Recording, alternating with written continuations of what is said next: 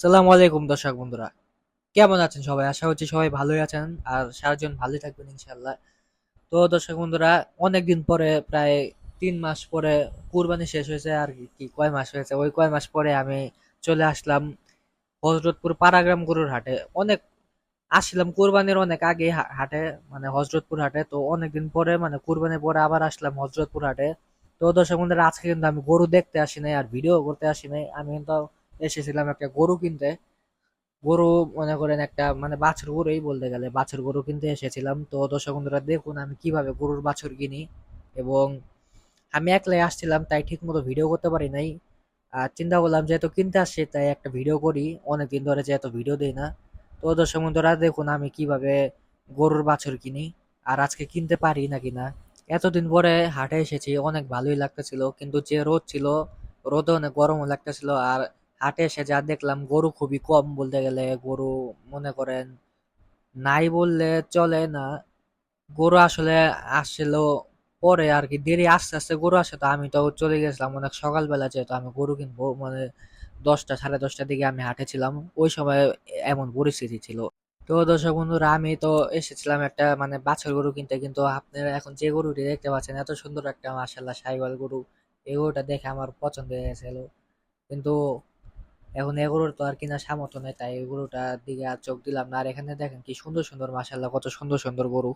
তো দর্শক বন্ধুরা, আমি হাটে যাওয়ার পরেই মানে প্রথম দিকে আর কি বাছুরের সাইডটা তো প্রথমে থাকে, কিন্তু আমি আগে পুরো হাটটা ঘুরলাম, গরুর দাম দুম যাচাই করলাম। আর দেখলাম যে অনেক জায়গায় বেচা কিনা হচ্ছে ভালোই, দামাদামি হচ্ছে অনেক। আর অনেক সুন্দর সুন্দর মানে ভালোই মানে বাছুর গরু দেখলাম। কিন্তু আমার যেমন ইচ্ছা ছিল তেমন আর কি আমি তেমন পাই নাই। যে 2-3টা আমার কাছে ভালো লেগেছে, আমি সুন্দরও লেগেছে, পছন্দ হয়েছে, ওগুলো আমি এখন দেখাই আপনাদেরকে। ওগুলো আমি দামাদামি করেছি, তো দেখুন আপনারা। তো দর্শক বন্ধুরা, আমি হাটে গিয়ে অনেক সুন্দর সুন্দর গাভী গরু দেখলাম।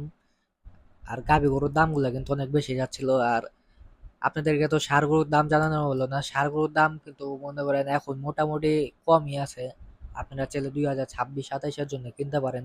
দুই দাঁতের যেগুলো আছে কষের, ওগুলাও তুলনামূলক দাম কমই দেখা যাচ্ছে আর কি। ষাঁড় গরুর কথা বলতেছি আমি, গাই গরুর না। গাই গরুর দাম আপাতত দর্শক বন্ধুরা আকাশ ছোঁয়াই চলতেছে। আর বাছুর গরু যেটা, বাছুর গরুর দামও আকাশ ছোঁয়া চলতেছে। এখন আপনারা সামনে যে বাছুর গরুটি দেখতে পাচ্ছেন, সে গরুটি আমার অনেক পছন্দ হয়েছিল, সাইওয়াল। আমি মানে চেয়েছিলাম কিনতেই, কিন্তু আমার বাজেট অনুযায়ী হয় নাই। আর বেটা অনেক বেশি দাম চেয়েছে। আপনারা গেস করেন যে গরুটার দাম কত হতে পারে। আমি বলবো, ভিডিও শেষে বলে দিব, আপনারা একটু গেস করেন যে কেমন হতে পারে। এখানে অনেক অস্ট্রাল অস্ট্রাল গরু দেখেছি, অস্ট্রাল বাছুর সবই মানে কিছু কিছু ভালোই লেগেছে। এ গরুটা যেটা দেখতে পারলেন যে সাইওয়াল, ওইটা আমার কাছে সব থেকে বেশি ভালো লেগেছিল। তো দর্শক বন্ধুরা, আর কিছু করার নাই, আল্লাহ আর কি কপালে লিখে রাখেন যে আজকে আমি একটা গরু কিনবো। তবে কিছু করার নাই, এখন গরু না কিনে আমার চলে যেতে হচ্ছে হাট থেকে। এখন আমি চলে যাচ্ছি। তবে গরুটার দাম কত চাওয়া হয়েছিল আমি সেটা আমি বলি এখন আপনাদেরকে। আপনাদের কি মনে হয় গরুটার দাম কত হলে আর কি কিনা যায়? গরুটার দাম আর চাওয়াটা কেমন হতে পারে আপনারাই বলেন। গরুটার দাম আমার কাছে চাওয়া হয়েছিল 65,000 টাকা, 65K। লিটারালি এই গরুর দাম কি এত হয় আপনি বলেন?